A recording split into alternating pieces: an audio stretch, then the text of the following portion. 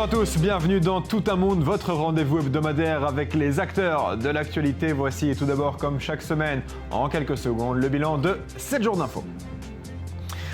Après le décès du roi Abdallah, le prince héritier Salman, âgé de 79 ans, lui succède à la tête du royaume en s'inscrivant dans la continuité de son demi-frère. L'otage française Claudia Priest, kidnappée par des miliciens anti-Balaka, a été libérée quelques jours plus tard. Son collègue centrafricain, kidnappé en même temps qu'elle, a également été libéré. Cuba et les États-Unis ont entamé leur rapprochement en abordant notamment les questions des flux migratoires. Les discussions risquent d'être très longues. Le procureur argentin Alberto Nisman, retrouvé mort, il était chargé d'enquêter sur les liens troubles entre son pays et l'Iran dans le cadre de l'attentat contre la mutuelle juive de Lamia en 1994. Avec lui, ce sont beaucoup de secrets qui ont disparu.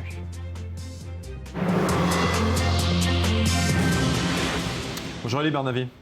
Bonjour. Merci beaucoup d'être avec nous comme chaque semaine. Je le disais en titre, le roi Abdallah est mort cette semaine en Arabie Saoudite. Et le président Shimon Peres a qualifié le décès de ce roi de perte pour la paix dans la région. Est-ce que vous êtes d'accord? À mon avis, c'est plutôt le président Rivlin. Les deux. Les deux, parce que je sais que Rivlin a eu aussi des mots... Le président Peres, il est à l'étranger, il a également réagi sur des propos très similaires. Des mots très, très aimables pour la... Écoutez, l'Arabie Saoudite, c'est un facteur de stabilité au Proche-Orient. Est-ce qu'on aime cette stabilité, on aime ce facteur de stabilité? Ça, c'est une autre paire de manches. Mais il est certain que l'homme était d'une grande prudence, c'était un conservateur dans tous les sens du terme, un allié indéfectible des États-Unis et plus américain que les Américains pour la politique étrangère. Et donc, on peut comprendre que sa disparition inquiète les gens, tous ceux qui pensent, non forcément sans raison, que la région n'a pas besoin d'un facteur de déstabilisation de plus. Dans les faits, il ne dirigeait plus le pays depuis un moment. Oui, mais il n'est pas nécessaire que le roi dirige directement le pays pour qu'il en soit le symbole et qu'autour de lui, il se passe des choses. Et d'ailleurs, l'homme qui le remplace, Salman, son frère, va poursuivre exactement la même politique. Et lui aussi, il sera suppléé par quelqu'un d'un peu moins malade que lui. Vous savez, la gérontocratie saoudienne est en mauvais état depuis longtemps. On rappelle que celui qui le succède a quasiment 80 ans.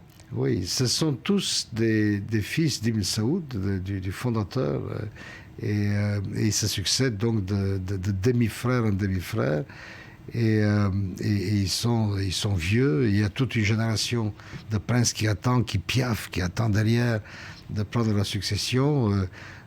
Cela arrivera un jour, et donc l'obsession de chaque génération, c'est d'assurer une transition aussi calme et aussi paisible que possible et sans remous. Et ils y sont parvenus. C'est-à-dire la succession donc, entre Abdullah et Salman est extraordinairement Une question importante qui va relier les propos du président Peres et du président Rivlin. Quel lien Israël entretient avec l'Arabie Saoudite? On dit des liens secrets, des alliances face à l'Iran. Il y a des contacts continuels. Directs? Certains directs, évidemment discrets, d'autres indirects. Tout cela se fait dans la plus grande discrétion. Dans quel domaine? Je suis au courant de certains, je suis persuadé qu'il y en a d'autres dont je ne suis pas au courant, dans le domaine de la sécurité, dans le domaine des renseignements surtout, puisque nous appartenons au même front, qui est le front anti-iranien. Et donc, oui, il y a des liens assez puissants, et pas seulement avec l'Arabie Saoudite, avec tous ceux qui gravitent dans l'orbite de l'Arabie Saoudite. Ali Bernavi, restez avec nous. On va à présent à la direction de la France et de la Tunisie. Regardez. Conséquence directe des actes islamistes de Paris, 128 actes islamophobes ont été recensés entre les 7 et 20 janvier dernier uniquement en province, soit autant que sur l'ensemble de l'année 2014 dans toute la France. Avec nous, pour en parler, nous rejoint depuis Tunis l'imam de Drancy, Hassan Chalgoumi. Bonjour, merci d'être avec nous. Je vous en prie et bonjour. Alors on entend parler d'une explosion des actes islamophobes. Comment est-ce que vous décririez la situation pour les musulmans en France ? Malheureusement, la situation n'est pas simple. Quand il y a une action, il y a une réaction. Quand il y a l'action de terrorisme, d'assassinat, de cette barbarie, pendant une période quand même de temps de la terreur et de la peur, il y a une réaction ça commençait par le net, les réseaux, et après des actions directement, des attaques à lieu de prière, des mosquées. Il y en a presque plus que 100 et quelques attaques racistes, islamophobes contre des mosquées, des tirs de feu, des attaques aussi physiques. C'est une minorité d'extrêmes qui essaie de manipuler la situation et la peur à la profit des extrêmes. Et ça vous rend inquiet pour la sécurité des musulmans de France ? Je pense qu'il y avait une période où on parle de l'avenir des juifs en France. Maintenant, il faut parler aussi de l'avenir des musulmans en France. Oui. Quand vous voyez en Allemagne, il y a 30 000 personnes qui sortent dans une manifestation qui demande à faire partir les musulmans. En Belgique, en Suède, en France aussi, ces extrêmes essaient de pousser les minorités pour quitter. Malheureusement, on sait très très bien que cette minorité, elle n'a rien à voir à la majorité, la masse des musulmans. Face à cette minorité, qu'on a un risque entre les deux, entre le racisme et l'intégrisme. Et dans la lignée de ma précédente question, est-ce que selon vous, un drame comme celui de l'Hyper Cacher pourrait arriver, mais contre des musulmans ? Possible, malheureusement. Possible. Je pense que le gouvernement et tous les responsables politiques sont conscients de cette situation. C'est pour cela qu'ils mettent de la protection de la police devant les lieux de prière, comme le vendredi.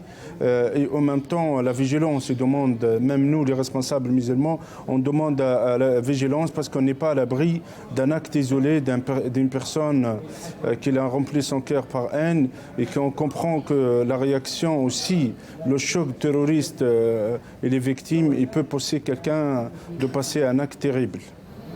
Mais qu'est-ce que le gouvernement français peut faire concrètement pour protéger les musulmans ? Je pense que, comme elle le fait pour tous les citoyens en général, mais cette période, il faut sanctionner l'intégrisme et le racisme.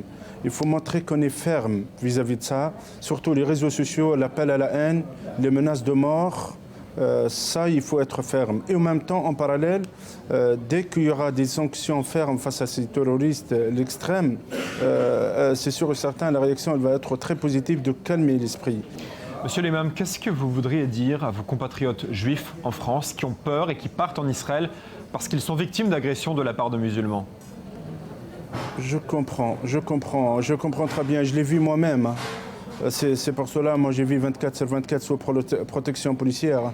Cette haine, cet antisémitisme, cet mélange de tout le conflit, je le comprends. Mais en même temps, je pense que si on veut rendre hommage à tous ces victimes de la Shoah, à tous ces victimes de la déportation, il faut résister, il faut la résistance. C'est très important.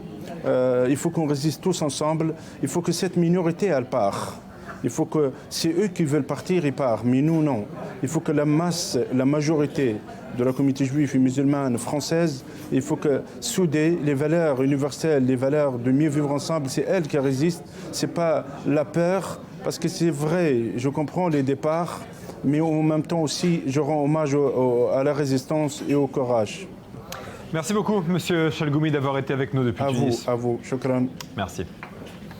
Eli Barnavi, cet imam est modéré, il est très apprécié dans les médias, il est interviewé partout, mais concrètement, en France, on a un peu le sentiment qu'il est isolé.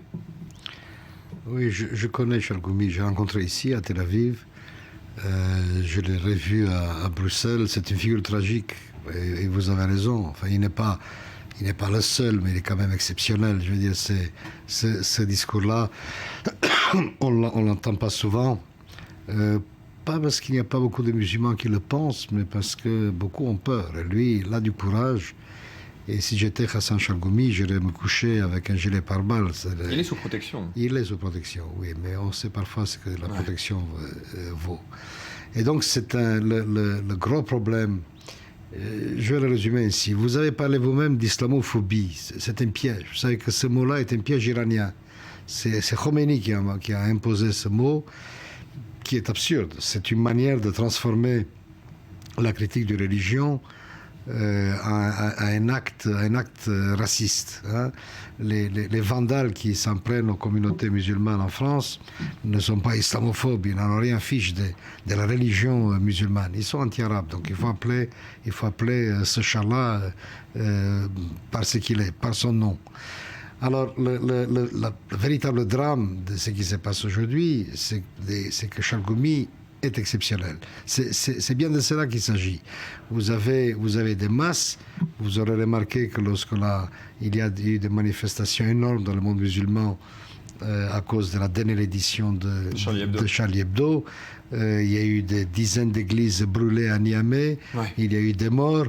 Ici, les islamistes, nos islamistes, nous s'agitent parce que la chaîne Stemats qui parle de distribuer Charlie Hebdo, on n'a pas vu une seule manifestation contre le meurtre même. Ouais. Alors, tant que cette situation-là sera, et il faut le dire très fortement, ce travail de modération, d'humanisation ne peut se faire que par les masses musulmanes et donc par les leaders musulmans eux-mêmes. Ce n'est pas nous qui pouvons le faire. Et ça, c'est un travail de très longue haleine. Et les élites musulmanes de ce point de vue-là, sauf des rares cas comme Chalgoumi et d'autres, ne sont pas à la hauteur. Merci beaucoup, Elie. Restez avec nous à parler à présent des relations israélo-américaines et du processus de paix. Le 17 mars prochain auront lieu les élections législatives en Israël. Deux des thèmes abordés concernent les relations entre Jérusalem et Washington, ainsi que le processus de paix. De l'autre côté de l'Atlantique existe une organisation juive de gauche américaine qui veut concurrencer le grand lobby pro-israélien AIPAC avec un objectif: promouvoir une solution diplomatique au conflit israélo-palestinien. Bonjour Jérémy Ben-Ami, merci d'être avec nous. Merci à vous.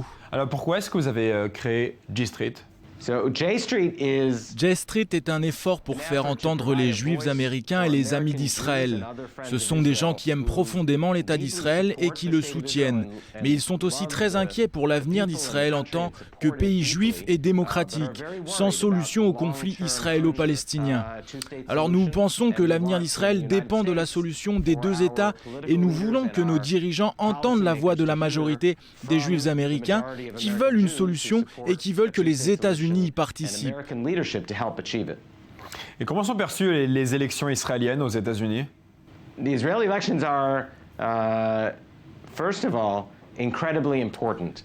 élections israéliennes sont très importantes. Israël se trouve à une intersection en termes non seulement de sa politique interne, mais aussi de sa place dans le monde.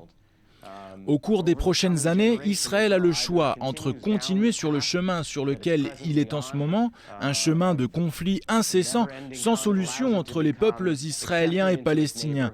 Ou bien Israël choisira le chemin des compromis, certes difficiles pour atteindre un accord avec les Palestiniens. On parle beaucoup des mauvaises relations qu'entretiennent Obama et Netanyahou. Est-ce que vous pensez que chacun des deux leaders, finalement, s'est résigné à atteindre le départ du second pour avancer ? Vous savez, je pense que les relations entre les deux dirigeants ne sont peut-être pas les meilleures, mais les liens entre les deux peuples, israéliens et américains, sont très forts. Et je pense que dans toutes les administrations possibles des deux côtés, il y aura toujours des hauts et des bas. Mais tout ça dépend de la politique des leaders et de leur personnalité. Mais je ne pense pas que les relations entre les deux pays changent, peu importe qui est à la tête de chacun des partis. Merci beaucoup, Jérémy Ben-Ami, d'avoir été avec nous. Merci. C'est un diplomate accompli. Parce qu'enfin, ce qui est évident, c'est que les relations entre pays sont tout de même influencées par les relations entre les hommes qui se trouvent à la tête de ces pays. Et Netanyahou qui va bientôt prononcer un discours au Congrès. Netanyahou et Obama se haïssent cordialement, enfin, c'est évident. Et Netanyahou sort par tous les pores de la peau, non seulement d'Obama, mais de son administration. Et les relations entre ces deux leaders sont franchement mauvaises. Alors, c'est vrai qu'il y a des fondamentaux, il y a des choses importantes. Des intérêts nationaux. Des intérêts nationaux et et des sympathies nationales, parce que c'est vrai que les liens entre les États-Unis et Israël, ne sont pas fondés uniquement sur des intérêts froids, ils sont intérêts aussi sur des sentiments, le sentiment de partager une aventure humaine commune. Ça, c'est vrai. Mais mes relations entre les hommes sont épouvantables. Le discours de Netanyahou au Congrès invité par les Alors Républicains, moi, je pensais qu'on avait atteint le fond de la grossièreté internationale et du manque de savoir-faire. Cette histoire est incroyable. C'est pas seulement Netanyahou, c'est Böhmer aussi. C'est donc l'invitation d'un leader étranger par le Congrès derrière le dos du président. C'est pratiquement sans précédent. Merci beaucoup, Elie Barnavi, de vos analyses. Et c'était Le Monde de cette semaine tel que nous l'avons vu. Rendez-vous dimanche prochain. Bonne semaine à tous.